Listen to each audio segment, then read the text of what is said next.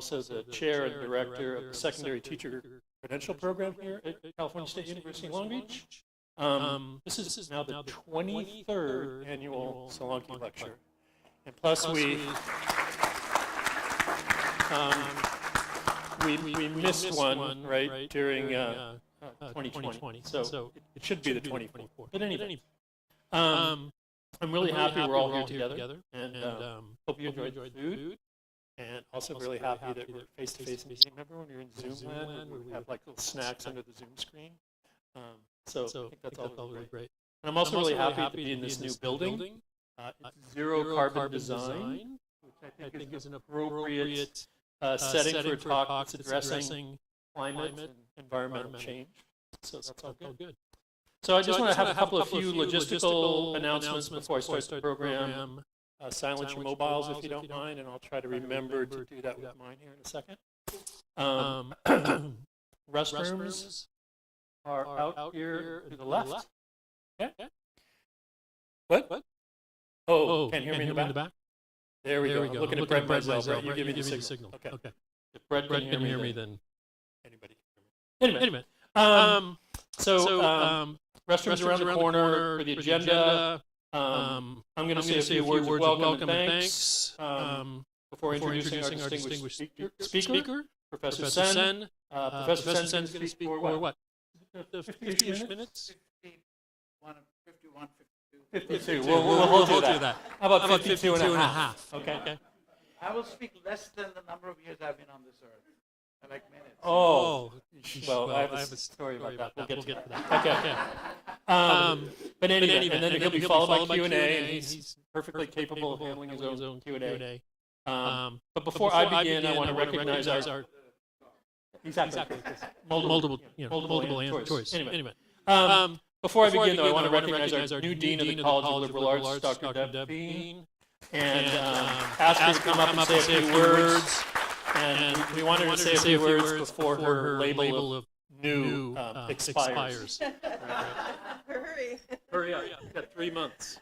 Good evening, everyone. It's such a pleasure to be here. It's a real honor to be welcoming you to such a long-standing event. 23 presentations over 24 years. So very impressive and long-standing effort. So it's delightful to be here. I had a chance to talk to Professor Sen yesterday and again today. He's let me know he's a little bit country and he's a little bit rock and roll. So I think that's a promise for an excellent talk this evening. Before we move into that, I want to just express a few thanks on behalf of the college. So of course I want to thank the Solanki Foundation for creating such an outstanding center, the Yadunandan Center, and I believe, where's Nalini? Where is she? Right in front. Nalini and Dave here representing the Solanki family. Thank you so much. And I suspect this crowd already knows that the Yadunandan Center was established in 2005. So that generous donation from the Uta and Nalini Solanki Foundation has championed the study of India's cultures and histories and given us perspectives from the social sciences, the humanities, arts, and education. And alongside the academic programs, the center's activities have served to build bridges both across our campus and across Southern California and beyond. The Yadunandan Center also has a mission to improve and enhance the teaching of South Asia and K-12 schools and universities. And this very important work is very well suited to our campus, where we have a national reputation for teaching excellence and for teacher education and innovation. So we're very grateful for the Solanki family for this support. I want to also thank our leads with the center, Center Director Tim Kern and Associate Director Mihir Pandya.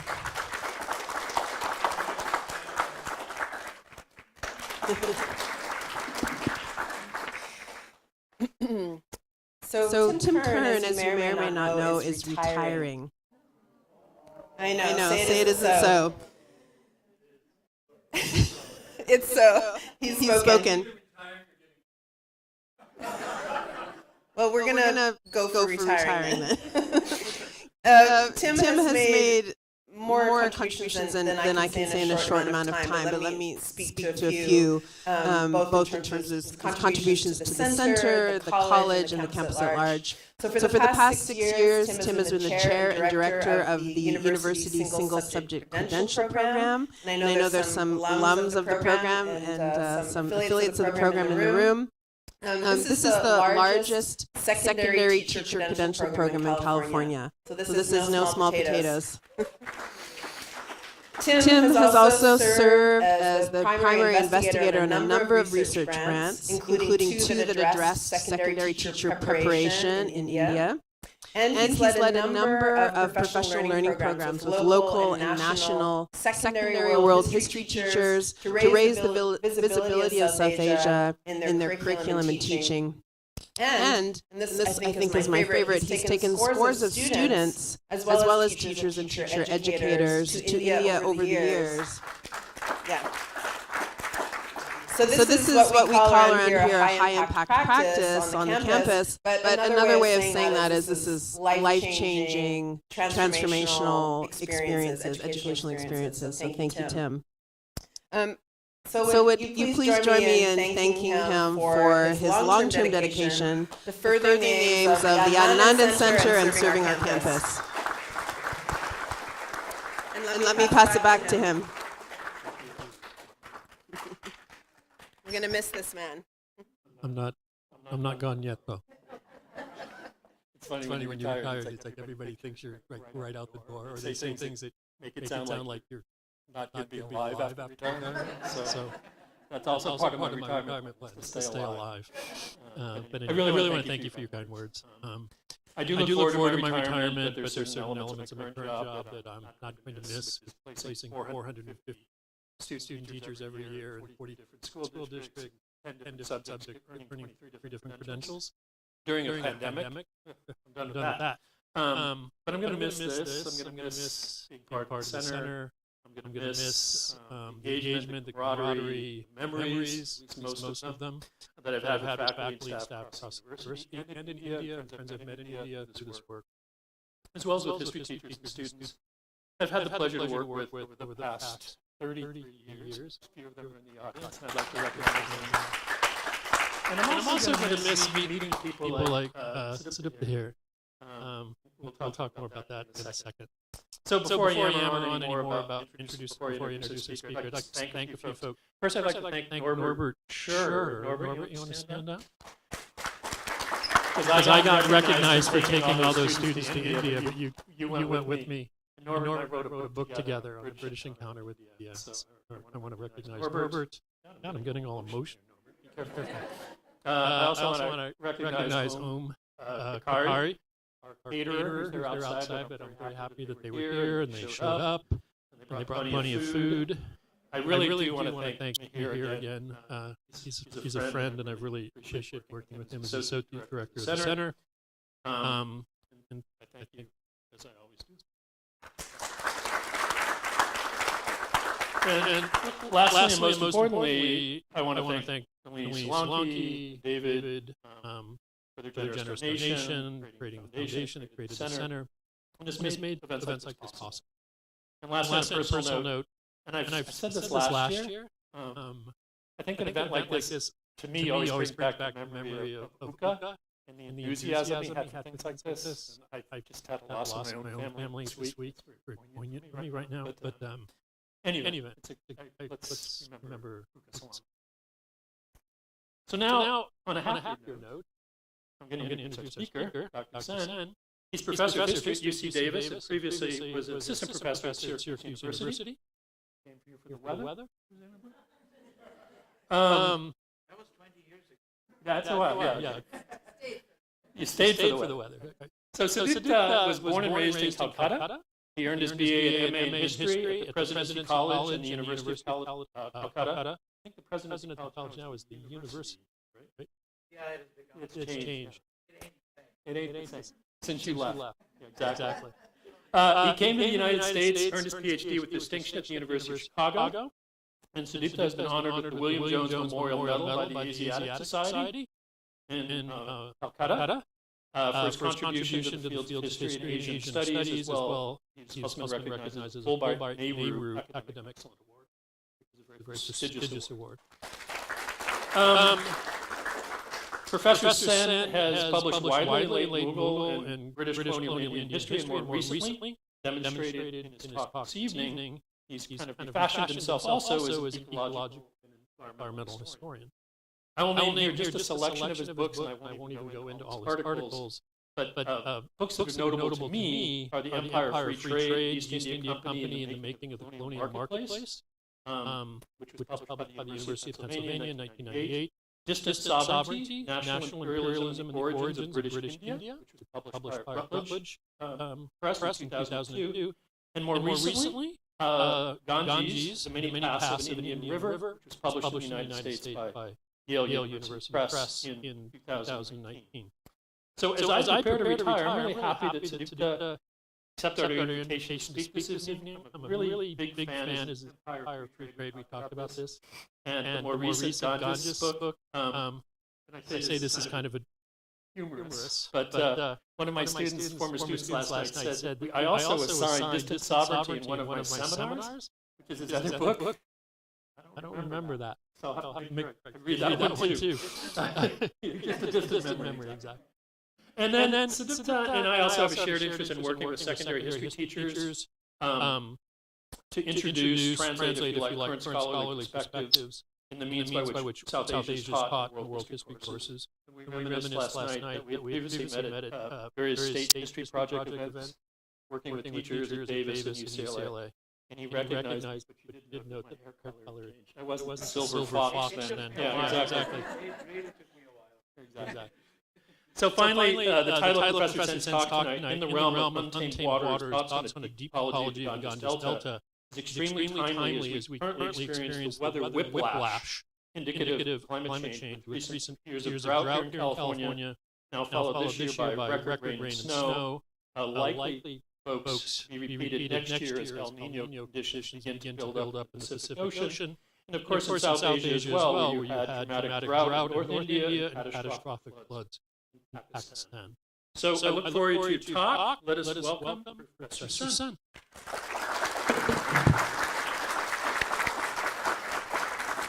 There's your mic. Thank you. Thank you, Tim. Welcome. Good evening. I guess I should use this. It's such an honor and such a pleasure to be here. All the various individuals that thank here. I don't want to go individually, and I'll probably forget.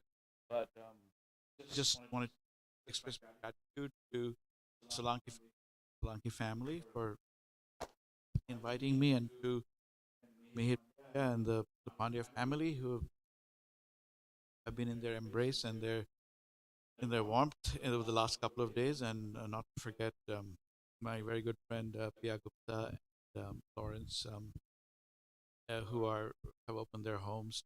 I've just had kind of overwhelmed by warmthness and hospitality of this place, and so I'm very happy to be here and be able to talk to you about some of my current work, which actually goes back to this book that I wrote a few years ago. So I published an edited volume essays just a few months ago called Terra Aqua, the history of spaces that are neither fully water or fully land. And I had been thinking about this in my book on the Ganges. I do talk about the whole stretch of the river, the mountainous terrain and the Ganges plains and, the delta. But now the delta is more and more coming into focus. And this is a delta that is not just the delta of the Ganges, but also the Brahmaputra. It actually spans the coast of two nations, Bangladesh, India, and the Bay of Bengal. And it is the largest type formation. And it is the largest remaining mangrove forests of the world, Sundar, which are fast depleted.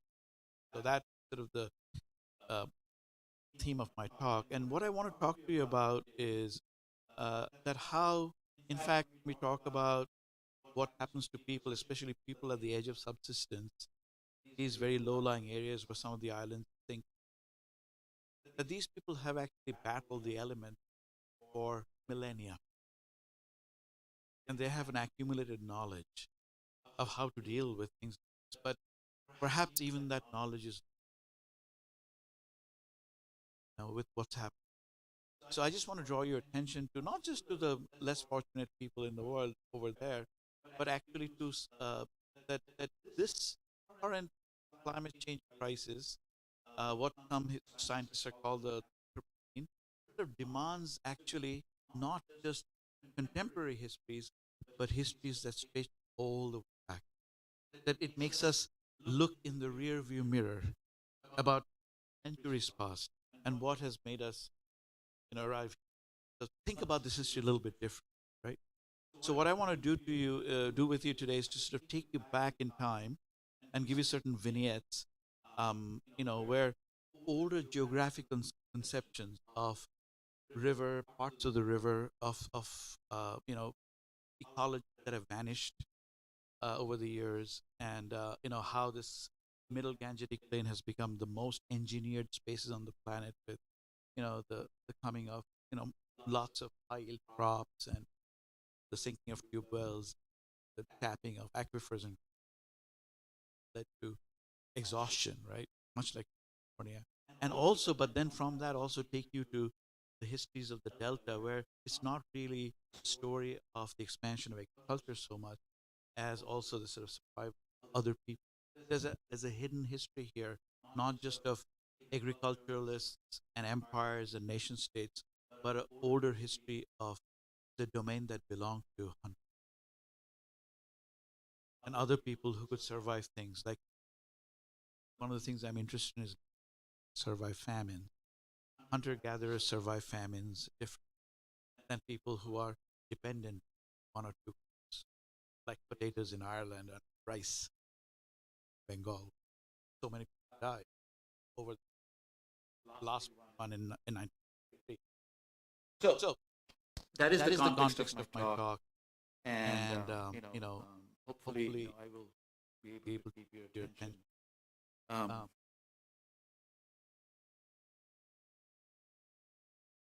I'm going to take you back to the map of ancient India.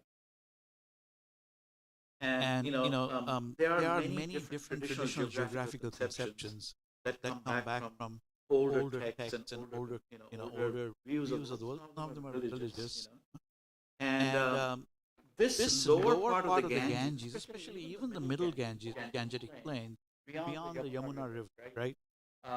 We're actually kind of outside the pale of the early settlers, who brought, and not just one group, but many groups who brought Sanskrit and the Veds, right, horses, and there's a conception that wherever the black buck roams, those areas, and wherever the prairie grass grows, what we call in Sanskrit Shasana, sit on the prairie mat, still ritually used. That's the realm of the worlds of the sacred. Right? Outside of that is kind of beyond the pale.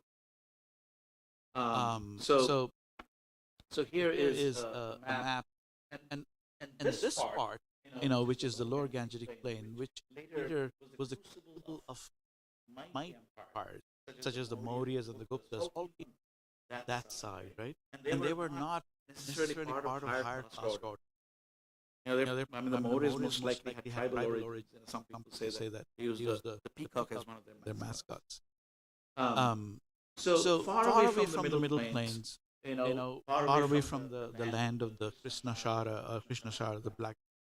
So this area, during the Gupta Empire, if you look, you'll see that this area, where Magadha was sort of, in the Ganga and the Son and some other rivers. But the delta was called Samatat, which actually means flat land or mud bank, mud flats, literally. And what we know from geology is that the delta stretched much further inland and the sea was much closer.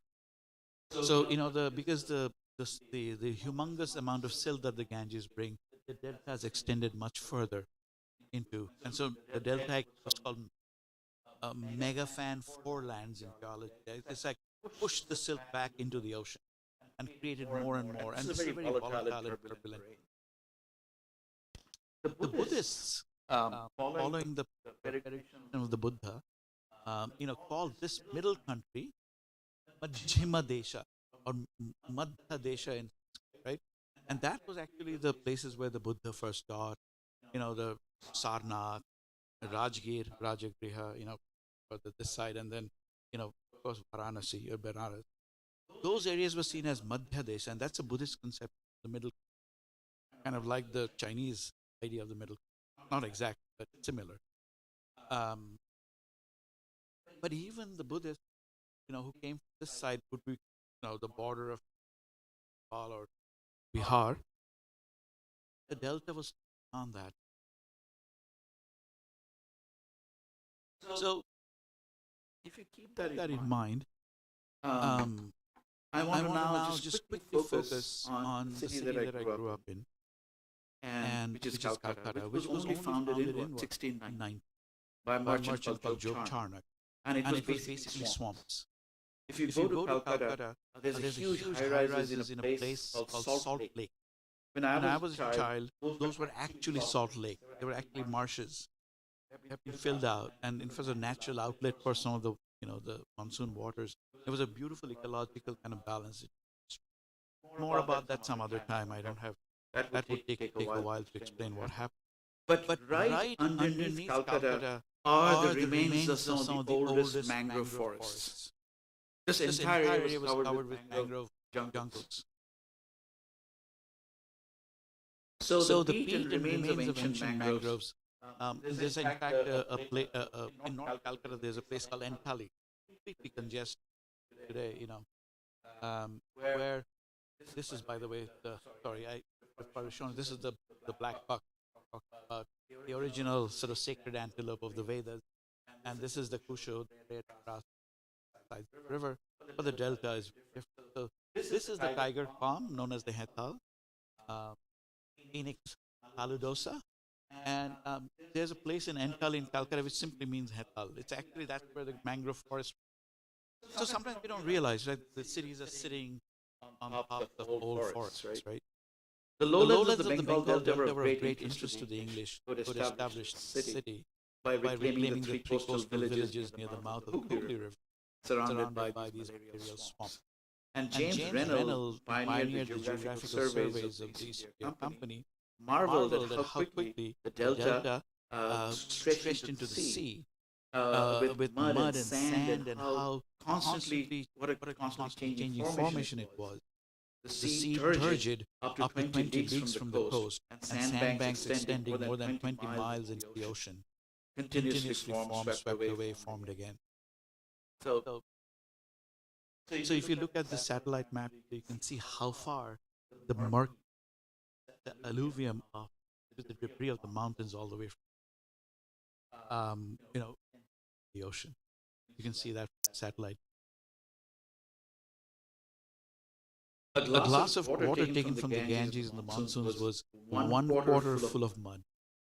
British military engineers in 1840s analyzing the peat content in the alluvium taken from Calcutta between the depths of 9 and 25 feet yielded 62% volatile aqueous substance, 21.3% red ash, and 16.7% fixed carbonaceous matter, so vegetal decay. Surveys and engineers began to find back then archaeological remains, layers of abandoned settlements. People tried, people had abandoned, maybe lived for a century or so, and then the too-much salinity of the sea came in, the land changed, the river courses shifted, and they moved. And the periodic encroachments of the sea was part of the story. When military engineers at Fort William, Calcutta, were conducting boring operations looking for groundwater, in 1836, they dug at the depth of 10 feet. They found a bed of blue clay. At the depth of 30 to 50 feet, this became darker and darker in color. Essentially, what they found were sections of peat and decaying morasses of old, millennium-old trees, decayed trees. Different species mostly of Heritiera. Heritiera is a genus of what's known as the Sundari tree. And the Sundarbans, the jungle of those trees, is where the name comes from. The common mangrove. This stratum of peat and decayed timber and the debris of ancient vegetation reveals how jungles and low-lying swamps once covered the entire Gangetic Delta before the advent of human habitation, and then some of this land cultivated and given out to pioneers by these to settle parts of these, and also settle some of the islands which were abandoned. This is a very peculiar habitat with its distinctive flora and fauna, along with the rich and many layered history, starting with the first indigenous people, fishers, boaters, hunters, trappers, gatherers of wood and honey. And today, as you know, they're under peril from the ravages of climate change. Come back to that. These deltaic formations stretch over hundreds of miles from the edge of the Ganges to the edge of the Brahmaputra rivers, debushment corridors. This is, as I said, one of the largest deltaic formations in the world. It measures roughly to about 10,263 square kilometers. More than 10,000. This is a place in great flux. Climate change and global warming has changed the seasonal and diurnal behavior of oceanic tides, increasing the submergence of the brackish mudflats. The channels of the river have undergone significant shifts, and only a small portion of the traditional mangrove belt survive. The once ubiquitous Sundari, Heritiera, which dominated this flora with breathing roots, adapted to the salinity of the water, has all but disappeared with deforestation. So this has always been a very dynamic part of the delta, dynamic part of the coast. If you travel to this sort of world of light and shade, of a world of halophytes, in this endless creeks, which is the haunt of the tiger and the crocodile and the bull shark, you will see how the land is continuously inundated by water twice a day by incoming oceanic tides, sculpting and resculpting the inlet creeks with silt, clay, loam. A lot of the islands have now been sinking into the Bay of Bengal. I visited some of these islands just last summer. Bedford, Supari Bhanga, Ghoramara Island, which is already 1/3 underwater place.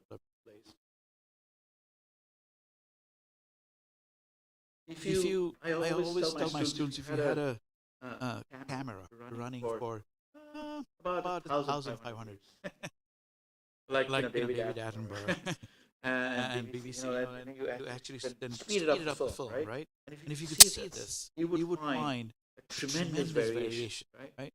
How dynamic, how volatile this waterscape, if you like, is. Some of the distributaries and channels have sweeter water, some of the distributaries and channels have the incoming tides and basically inlets of the sea. So things that are called rivers, like the Matla River, which I took from the boat last summer. This is nothing but the sea, a huge inlet of the sea coming in, although it looks like. And it's very difficult sometimes to draw a line between riverine outlet. Sometimes you can tell by algae where the line is, sometimes you cannot. And this is also the land of the tidal bores. The tide comes. During the height of the southwest monsoon, the much dreaded waves make their way inland during specific phases of the moon, rushing at rates of 20 miles an hour or more. Early British naturalists who studied the coastal areas of the Sundarbans marveled at the restless landscape of mud and water and silt and slime, marked by centuries of volcanic and seismic activity, with the alternate strata of peat and vegetable deposits, with remains of trees. As I said, they found successive elevation and depressions in the ground. The early geologists. They knew that so much of this land sometimes, because of tidal waves and cyclones and oceanic storms had been lost to the sea. And they also found, as I said, many abandoned sites where villages and land under cultivation had been lost. And this is not just at the edge of the delta today, but much further inland. Much further inland, British military engineers in the 1820s and 30s, up in Bengal, let's say 100 miles up, would find the remains of ocean going at the depth of 15-20 feet. And that tells you where the ocean might have been once. Right? So I'm a little bit like a wonder, like Carl Sagan here. When I teach this, I get a little bit of wonder. And so some of this is so tragic in some ways. Some of it still one makes you really think about the blue planet that we live on.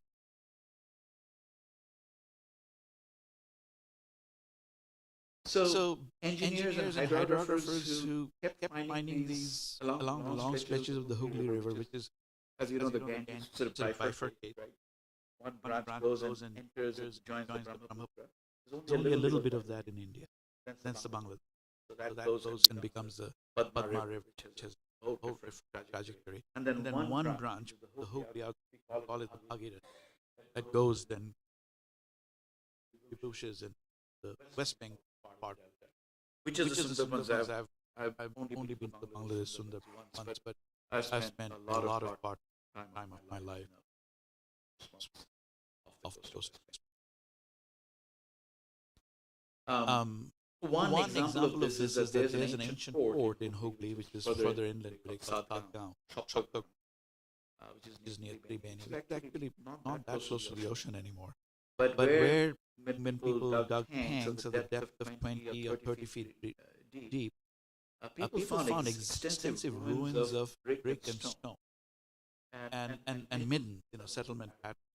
So people, so Samatata during the Gupta period, didn't mean necessarily that, there were other outlying areas where people had, settlements. So people traded with the people of the forest, people traded with the people of the delta. And there were some outposts of agrarian settlement, even. So English naturalists, if you read them of the 19th century, keep marveling at the devastating power of the oceanic tides that come up the creeks and inundate the mangroves, and mangroves are in salt water for a long time. These are peculiar rotating tides for the seaward face of the mangrove, and the myriad sandbanks rise and sink and rise and sink. I'm going to give you one example for a British naturalist by the name of Frank Simpson, who also who wrote and also hunted. And I like this particular description because I think he's also in some ways, this is kind of wonderstruck. And this is what he says. When in the autumn the volume of water in the Ganges and the Brahmaputra rises, swollen with the rains and the melting of the Himalayan snows, and meets the equinoctial tide at the full moon, coming up the Bay of Bengal, with a stormy south or south wind. And when this tempest continues for more than 48 hours, it seems as if the flow of the river water is checked by the tides, till at last a huge wave of incoming tide rises to a great height with irresistible force, overwhelms the country for at least 100 miles or more, sweeping away sometimes houses and cattle, destroying all tanks and filling them with salt water and salt mud, devastating all the cultural and cultivable land, covering it with salt and silt, and undoing the work years culturally. So this is the early to mid 19th century, right? So the incoming sea, so ocean rise and climate change that are threatening our lives today. There is a history. There is a history of other older, with people of the delta know, but maybe people upland don't know. They know the flooding of rivers, but not this kind of flood. So I don't know what civilization is. It's a hard thing to. I mean, I guess it has to do with cities, civitatis. But I know that this was always seen as a multiple gates and frontiers towards a different country, right? And that's why I use the word taming or the untaming of waters. The taming of waters is key to human settlement. To be able to withstand the capriciousness of monsoons, right, has been always the key to survival in agrarian community. And this is something we know, because we're still dependent on harvests and rain, and therefore we need supplementary irrigation. But we often don't know the other side of it, what happens in the land of the untamed waters where there's less agriculture. And it's really a story of water. So I want to share with you something which I find quite wonderful or interesting. On a planetary scale, it is estimated that roughly two-thirds of the total precipitation of this good Earth is returned back to the atmosphere. The rest is a runoff for inland water and water bodies, rivers, streams, lakes, and only a small amount seeps through the fissures and cracks to reach beyond the bedrock for aquifers. That's where the good, that's what we depend on, and that's what we've exploited for years. To borrow a straightforward formulation from historian and naturalist Philip Paul, water is the very matrix of all human civilization. The idea of water as a source of life and sustenance is not only as old as human history, and it is most forcefully expressed by the language that came to India and was there for centuries, Persian. And Persian words are all languages in North. And what is that word that we use every day? The word is abad. And abad means cultivation. And the word for population growth in Farsi is abadan or abadani. It also means to rise, and my mother uses the word, I guess, to get a slap for doing abadani. But abad is the word also for city, a building, a habitation, a village. Allahabad, Shikohabad, Murshidabad, Ahmedabad. That's all ab, water. I mean, it's very simple, right? An entire range of terms is premised on the site. And we know that it's not just the human being who make settlement possible. It is natural element. Without water, you don't have crops. Without crops, you don't have armies. Without armies, you are at the mercy of people who have water crops. Now, while I say this, I want to say that the lower delta was beyond the reckoning of this kind of settlement, the expansion of agriculture. Agriculture fed armies, it fed empires, right? It fed the Gupta Empire, it fed the empire of Harshavardhana, was a very energetic guy, paraded around in the Prayag with his king. It fed the armies of the sultans. It fed which kept the Mongols away from India. It fed the armies of the Mughals. And it fed the greatest empire in the world, and the more contemporary one, the British Empire. It is Indian peasants' taxation that financed all those wars and left the Indian peasant near famine, as you know. But the lower delta, maybe not. This was a land, as I said, of hunters, gatherers, and fishers. These are denizens of mud and water at the edges of the deltaic formation in Bengal, Bangladesh, and they have survived, and they survived for centuries. They shaped, adapted to their surroundings. They are the ones who knew how to cut levees, maybe save land from rising waters. They are the ones who built handcrafted vessels, nets, drifts, trawls, bags, fishing spears, and they were armed with generational knowledge of ocean tides, monsoons, estuarine biodiversity, and marine ecology. They knew where the sharks were, they knew where the crab, they knew where the monitor lizard, they know where the dolphin, they knew. And they are the ones who used to fish in the outer ocean with huge groups of boats. Sometimes they never come back. It's livelihood. It's like going to war. Some people come back, people don't. Now we can form an idea of how these mangrove coasts look like outside for people who first arrived there. thanks to the charts and logbooks and notebooks of overseas traders. And the best to the people who first start writing about this, the Portuguese. And I've been studying some of these. So how the Parosh is famous Decadas de Asia describes the Sundarbans. You know what they called it? Cabo Segagora. Recognized by sailors. Distinctive lands of these dwarf palms on the coast. When the ship was about to approach. By the beginning of the 16th century, the Barosh provides a map along with the description of settlements and markets. They are interested in, what they're interested in trade, interested in looting, they're interested in slaves, Bengali slaves, not just slaves from the West Coast. And they call this land Terra Cortada. Cortada is a knife.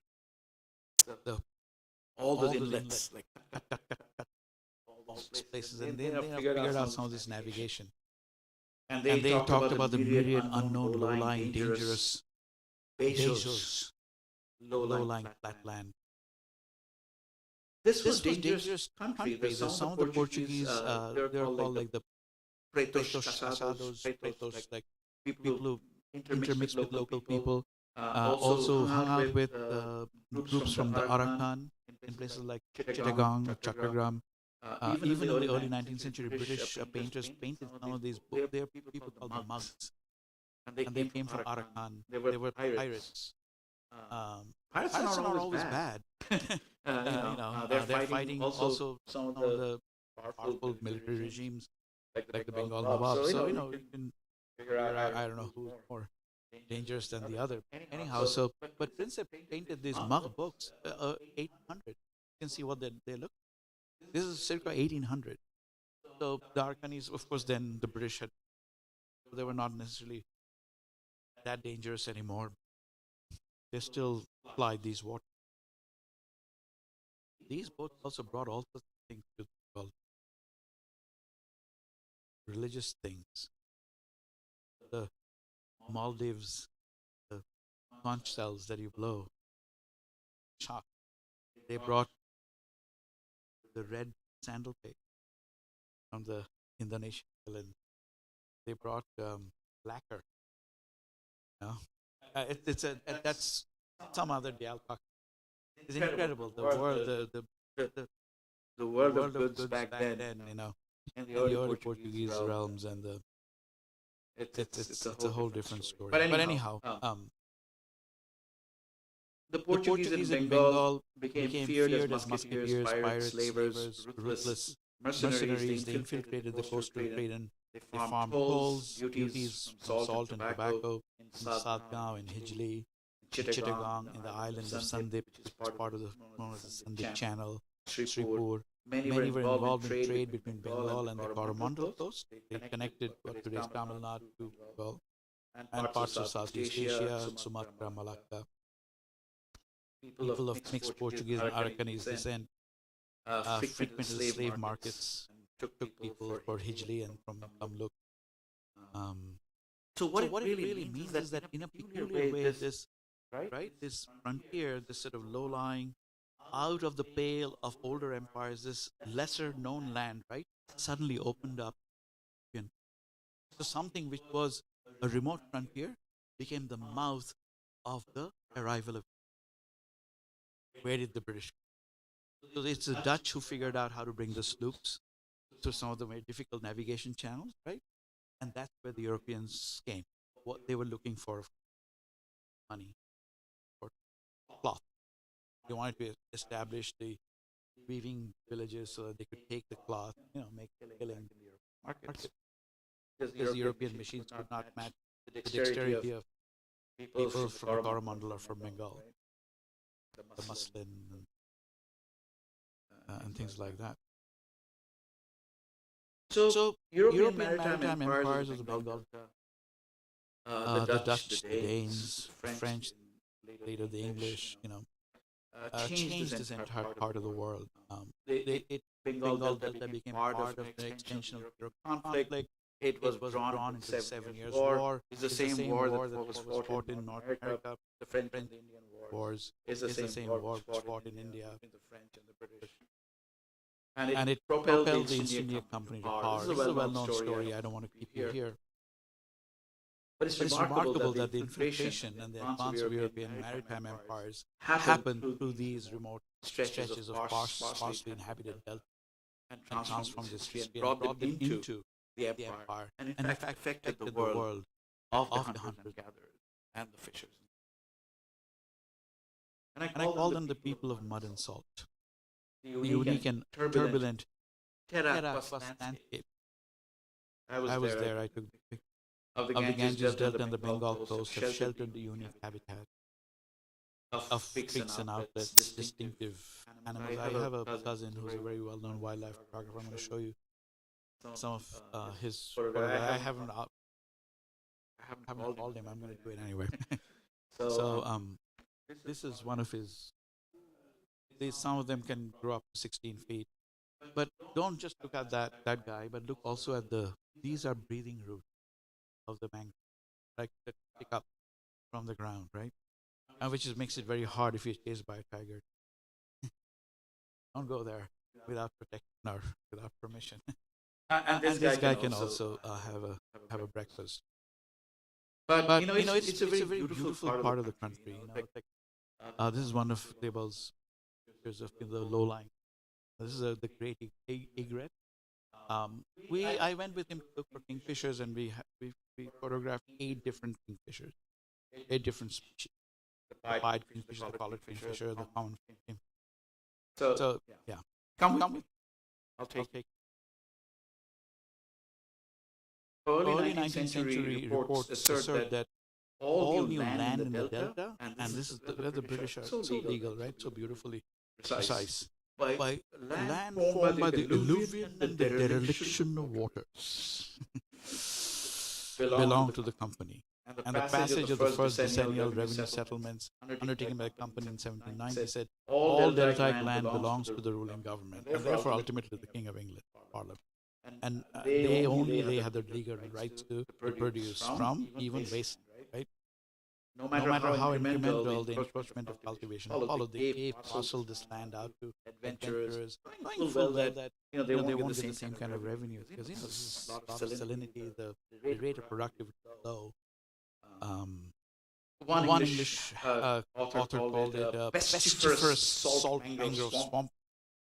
But what it did was the British also found timber for boats and timber for other things, you know, and then ultimately, it led to tremendous, colossal loss of the coastal forests. It started, accelerated during this period. And the age-old floating amphibious communities that have arisen and flourished along the rivers, creeks, and estuaries in these remote parts were now brought under the direct scrutiny of the First East India Company state and then by the British Raj. The census of 1872 reveals that at least 14% of the recorded population of the greater Sundarbans comprised only of people who were of the so-called Dravidian fishing and boating castes. And their descendants are still eking out a living, fishing in tide water and riverine inlets with great risk. The caste names of such people that come up frequently in early statistical surveys and the censuses: Malo, Bagdi, Kaivarta, Tia, Ho, Chandal, along with very poor Muslim converts from the lower caste, are all over the census. James Wise, who was a surgeon and one of the first ethnologists of Eastern Bengal, grouped the fishing castes of Bengal under the generic term Jalia. Jale comes from the word Jala, or the fishing net. So this is in the 18th century, the Dutch painter Solvin, Balthasar Solvin's picture of a Bengali fisherman. You can see the fishing. The occupation of fishing was seen as degrading generally, handling live and dead fish unclean in terms of caste hierarchy. The origin myths are fascinating. Someday we can. a lot of them follow the story of the Mahabharata, of Matsya Gandha. They're descendants of the amphibious goddess who came and drowned all the sons of Shantanu. Oh, later became Bhishma. So if you haven't don't know the story of the Mahabharata, just wait out. We can talk about it later. The fishers of Bengal, according to Wise, were remarkable for their strength, nerve, independent bearing. They were really the first people of the Indian. If you look at the genetic layering of India, these were the Africa first. Many ways, you could call them the true original inhabitants. Herbert Risley, in charge of the Anthropological Survey of India, supported Wise's finding in his official ethnography of Bengal, and argued that the fishing and boating class were not just occupational groups, but remnants of a distinct aboriginal tribe. I'm quoting them, it's not my word. There is more than a grain of truth to their findings. Brahminical texts, especially those dating back to the Pala and the Sena periods. Palas were Buddhists, the Senas were Hindu, in Bengal is 8th to 12th centuries, described the generic Kaivarta fishers and boaters of the Bengal. You can mean fish or water creatures, and Varta is occupation, right? And they were given in the text that I've seen in like Ramacharita Sandhyakara Nandi, they're called corrupted Shudras or Asata Shudra, like lower. However, they made their mark in history. The fishers rose in rebellion against the tyrannical Pala dynasty ruler Mahipala II in the 11th century. They took over and they killed the Pala king. Mahipala was killed, and the Kaivarta chiefs Divya, Rudak, Bhim, look at their names, took over the region Varendra for a short while. Of course, their son and grandson regained. I don't want to go into that too much. I'm not sure how heroic it was. What we know, not a whole lot is. But the incident shows you how fierce, right? How independent some of these fishing and boating class were, and they knew how to fight. And they lived and worked along the Gangetic Basin. Many of these groups were distinguished by the kind of fishing nets they manufactured. Kaivartas, Piers, and Malos wove old nets out of the hemp plant, steeped in the glutinous sap of the Csulb tree, which has a very sticky gum, Diospyros malabari. I have seen their hands, back then when I was a kid, I've seen the hands of basically crack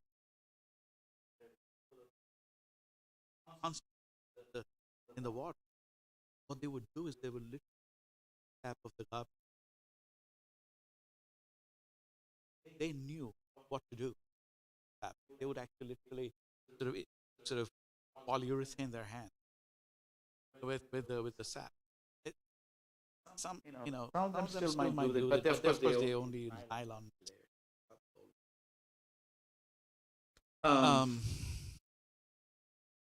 So the left to dry in the sun, this next took on this dark color.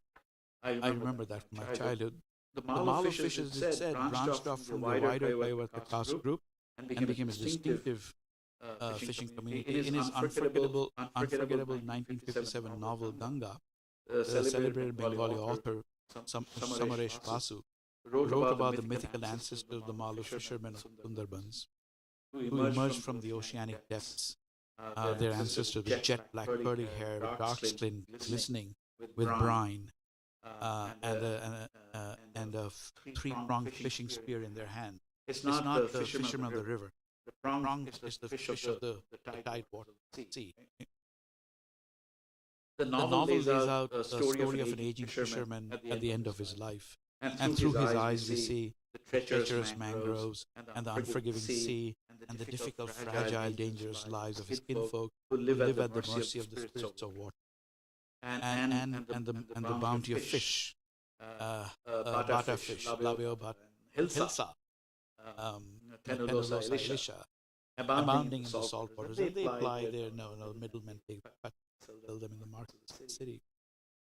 Recreating the history of such peoples gives us a very different texture of the history of the people the Lord dealt.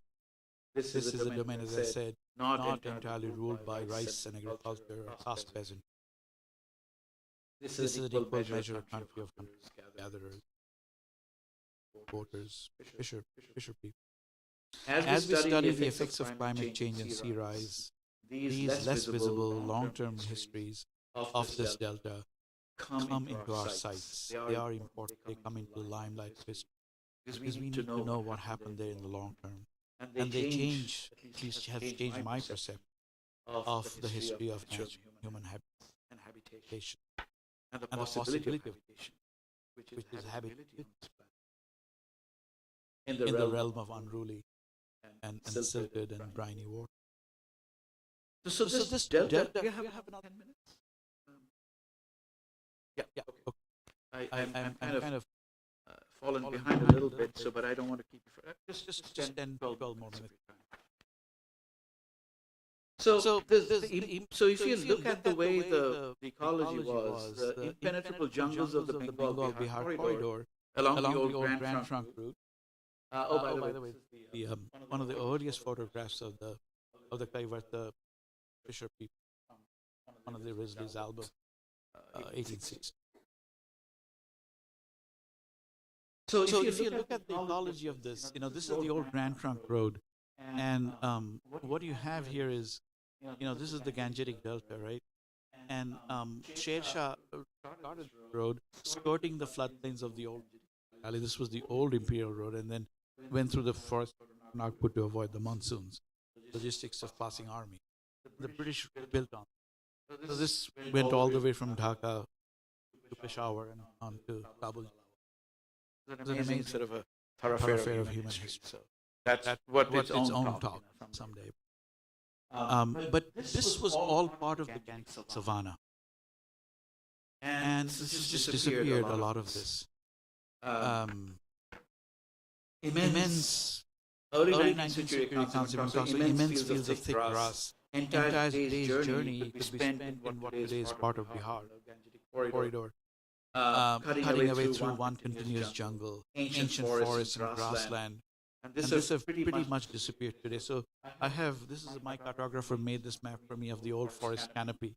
So the gray areas where the forest has closed the, and then the 1950s, those dark, they've all. But when you came down the Bhagirathi, down into Bengal, the river goes southwards, you went from the land of the Gangetic Savannah, the land of the tiger. There were also lions not too far ago, long ago, and rhinoceroses. And then you come to the domain of the hunting gathering groups, right? And they are the ones who dominate lower delta land. So Rennell, who was one of the first Surveyor General of India, who created the first Atlas of India, was obsessed with the Ganges as a military geographer, and he created these amazing maps. So if you look at that, this has changed so much today. They did not have the trigonometrical that comes in the 1830s, but this is military sketch route map, and Rennell found 8 major channels of distribution into the. I mean, it was hard. He was attacked by Hindu sannyasi groups, almost killed. They didn't like these Britishers. His son was attacked by a tiger. Hector Munro's son was eaten by a tiger. The tigers were also their habit, even back then. But it just gives you a sense of the extent of Rennell's cartographic vision. Much of the upper delta has been claimed, was claimed subsequently by agrarian settlements. It started in the pre-British period, but continued. And this taming of the water body, attempted taming of sandbanks, meanders, oxbow lakes, swamps, floods, creation of settlements in low-lying land is part of the story of the expansion of empire, and then part of the story after independence, of the rise of cities, expansion of agriculture, of fisheries. But remember, this is all very low-lying land. Calcutta is only less than 10 meters above the water. So what does this mean? So the British changed things. Islands such as Sagar Island were stripped. Land was parceled out. Hundreds of square miles of mangroves were cleared in the Sundarbans, in 24 Parganas, in Bakarganj, in Mount Chittagong. So when we think about this long-term change, and I'm 5 more minutes of your time. This region comes back into our into the limelight. And this is because of those of us who want to contribute to a deeper understanding of change. And what I can offer is no solution, but understanding, which hopefully will get to the ears of the people in charge.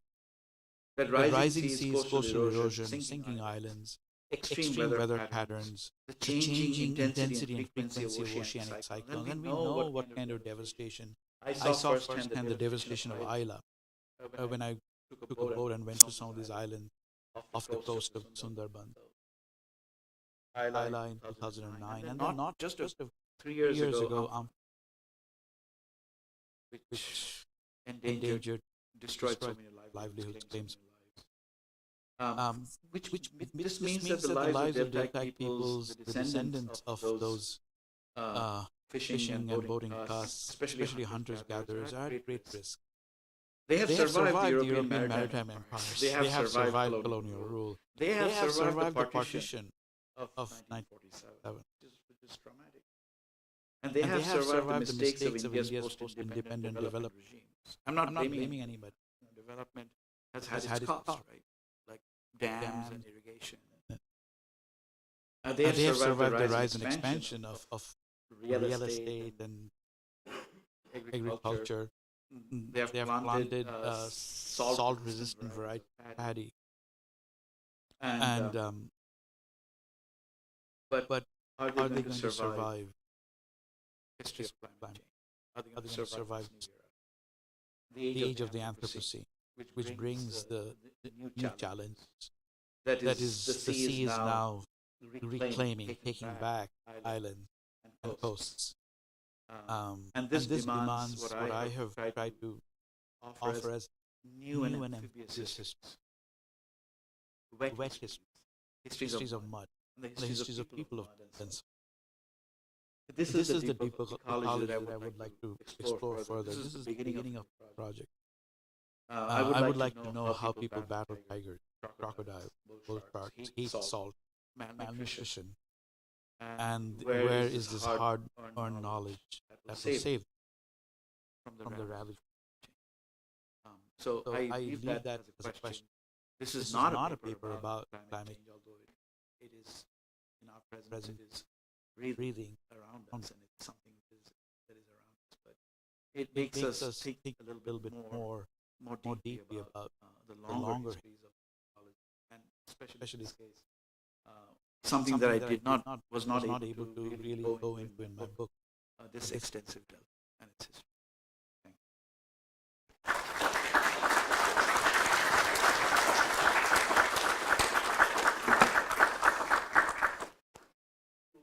I will take questions.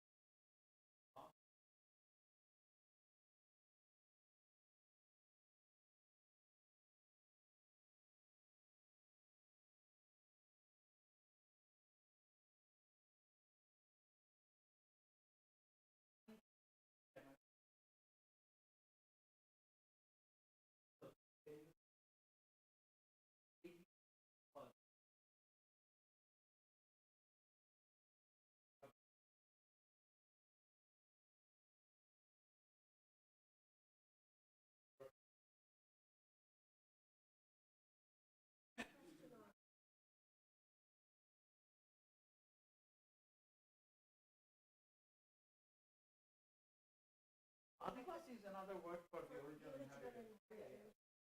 But so one of the questions that might those are these people came first, on the ocean on the island. Yes, and yeah, I mean they are. They're less genetic, basically. So the Africa people and the native class is about 40%. And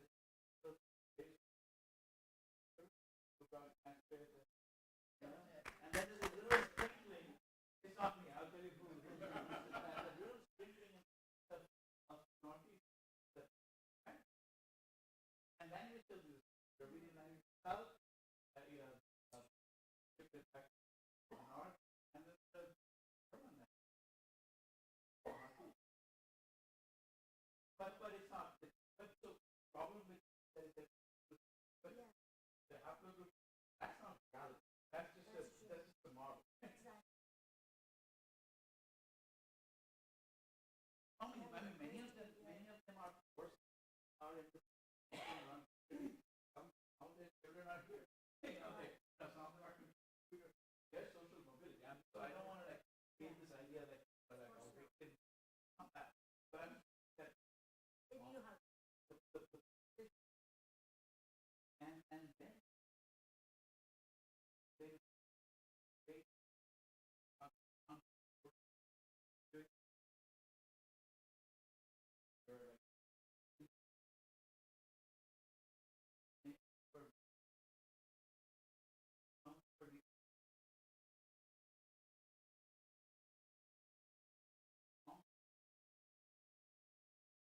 someday. They don't get a full.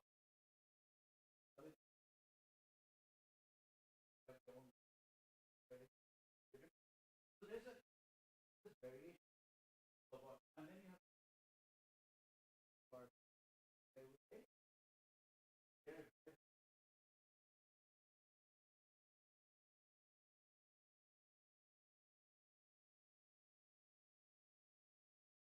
the story of that is what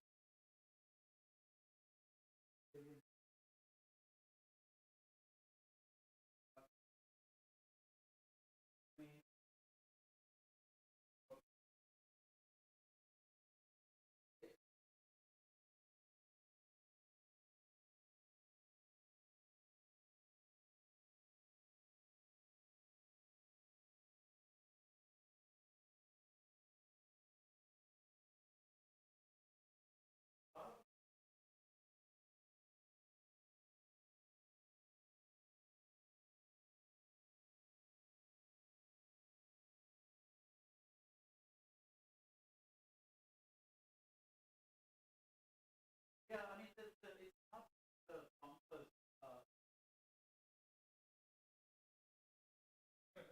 So it's a different. So these are like guys who are part of the field. Some of them are, but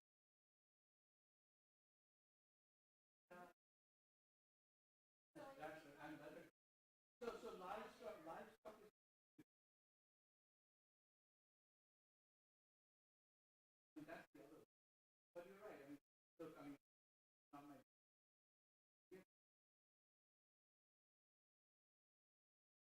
So that's a much bigger issue, and then it's about carbon dollars.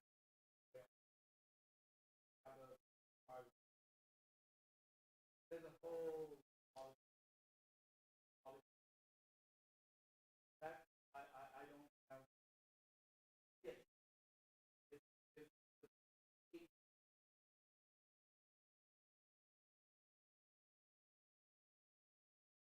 I don't know what. But this is not.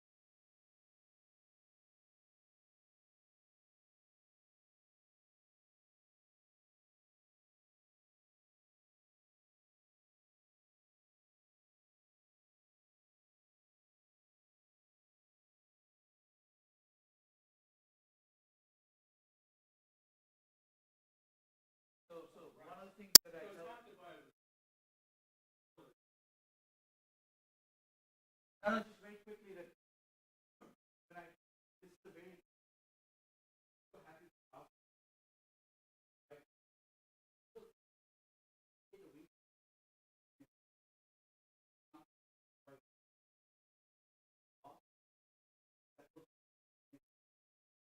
that is the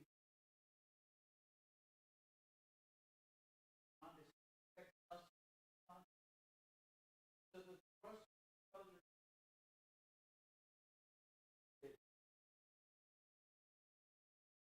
and the rest they're not right. Okay. Colonize that. Colonize the planet. No, I'm not joking. It's done. Because we want to multiply people, who are not.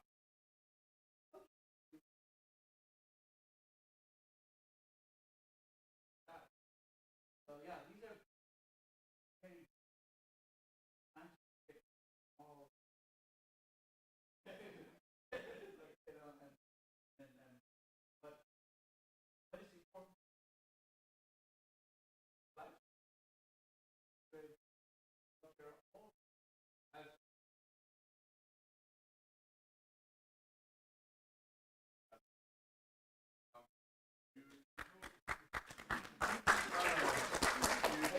it's my privilege to be able to share some of my it's like it's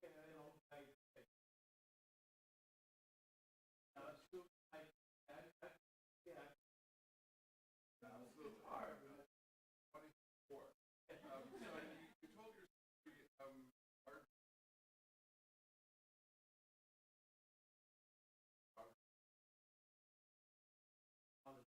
Yeah, and then you.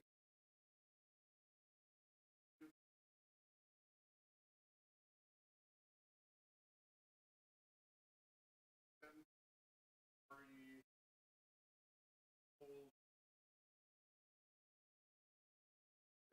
old. Absolutely. Huge. I mean, where do I start? so basically, where where all of the and the and Protestant.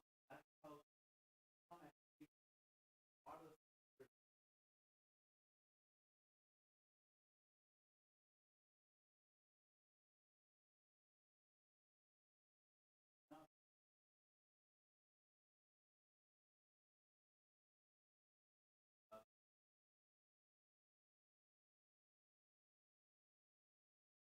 so these four class but more than that, stories are key. The speed of the Qazi or Baba, right? I told you about like the real weird stuff.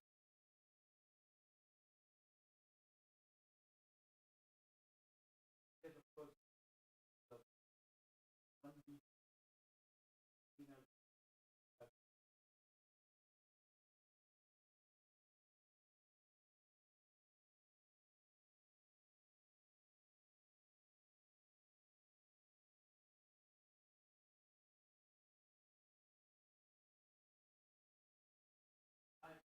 I have those slides somewhere. I don't have it. And there's the other writers there. That's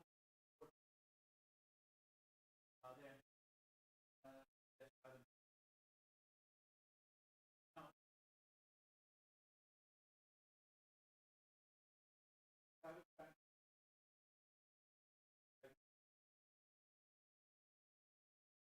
so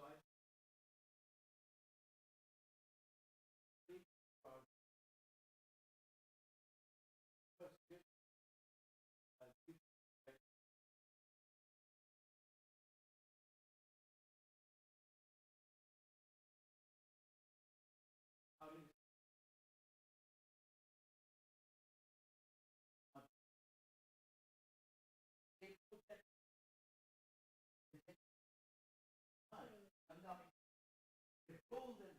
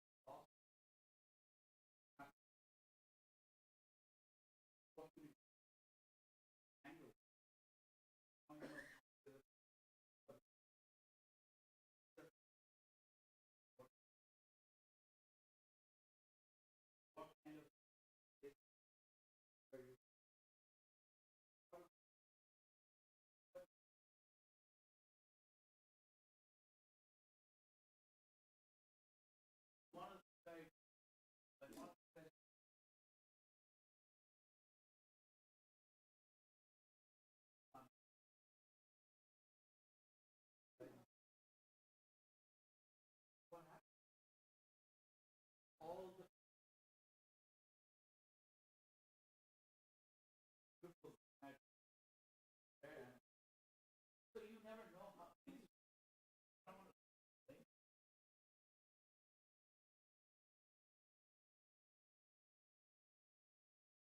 I just want to say that where I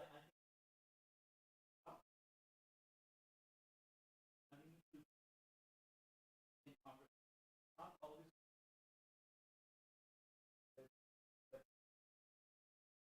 otherwise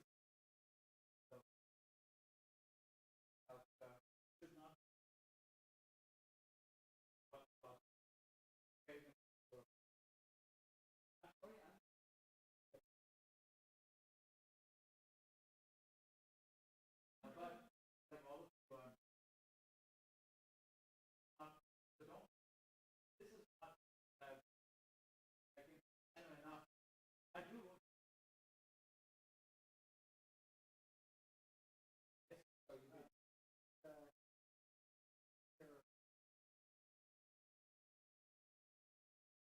there have been oil wells, but mostly offshore, and it's this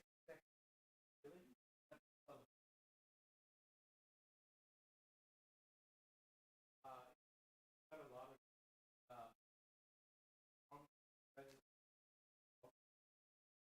and the other four.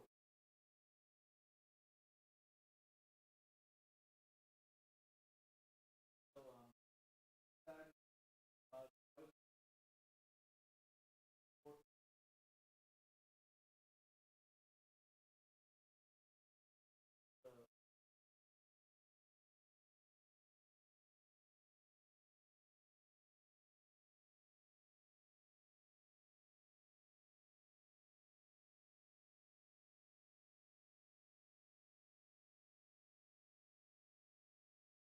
that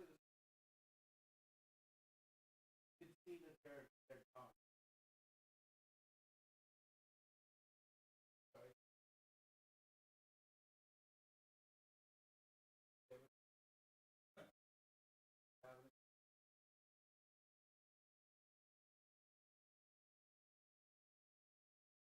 That's without so you know the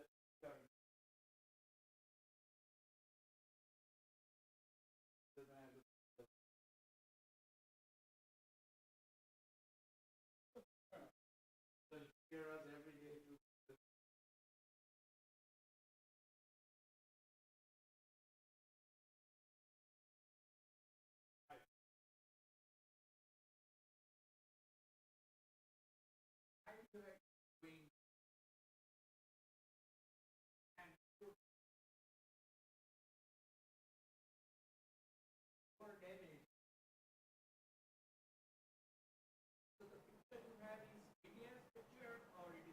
no, these are all taken from the coast of West Bengal, from the India Today feature on West Bengal. So I actually, I'll tell you where I found. I last